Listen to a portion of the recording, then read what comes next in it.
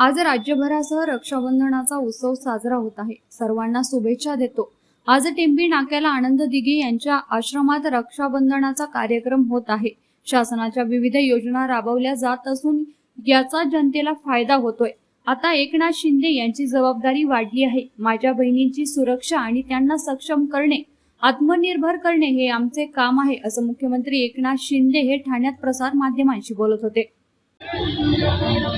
मी आज राखी पौर्णिमेच्या रक्षाबंधनाच्या सगळ्यांना खूप खूप शुभेच्छा देतो।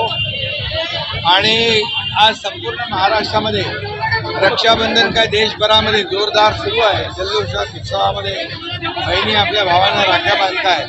आणि आज हा टेंबी नाक्याला आनंद आश्रमामध्ये आनंद दिघे साहेबांच्या आश्रमात हा एक मोठा कार्यक्रम होतोय। ही परंपरा आहे ती दिघे साहेब देखील ही रक्षाबंधनाचा कार्यक्रम मोठ्या उत्साहात साजरी करायची आणि सगळ्या बहिणी दिघे साहेबांनी येऊन राख्या बांधायच्या।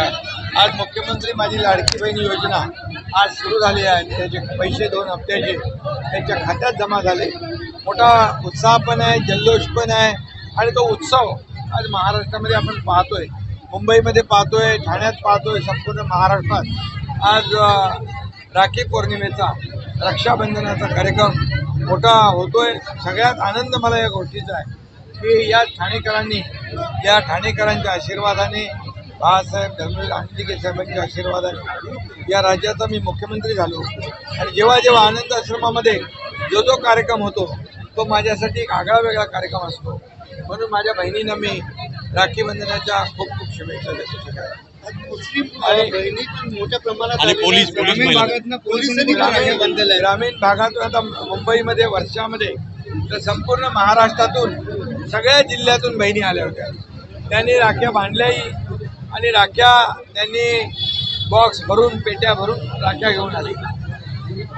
त्यामध्ये देखील सगळ्या समाजाचे बहिणी होत्या। आजही आपण इथं पाहतोय की मुस्लिम बहिणी देखील यामध्ये सहभागी झाल्या होत्या रक्षाबंधनाच्या कार्यक्रमामध्ये। पोलीस बहिणी देखील, पोलीस भगिनी यांनी देखील आज रक्षाबंधनाचा कार्यक्रम केला, मला राख्या बांधल्या। आता या त्यांच्या भावाची, एकनाथ शिंदेची जबाबदारी वाढलेली आहे आणि माझ्या बहिणींच्या प्रती जे आहे यांची सुरक्षा आणि त्यांना स्वतःच्या पायावर उभं करणं, त्यांना सक्षम करणं आणि त्याचबरोबर आत्मनिर्भर करणं आणि आत्मसन्मान मिळवून देणं हे आमचं काम आहे। आदरणीय प्रधानमंत्री मोदीजींनी ज्या योजना सुरू केल्या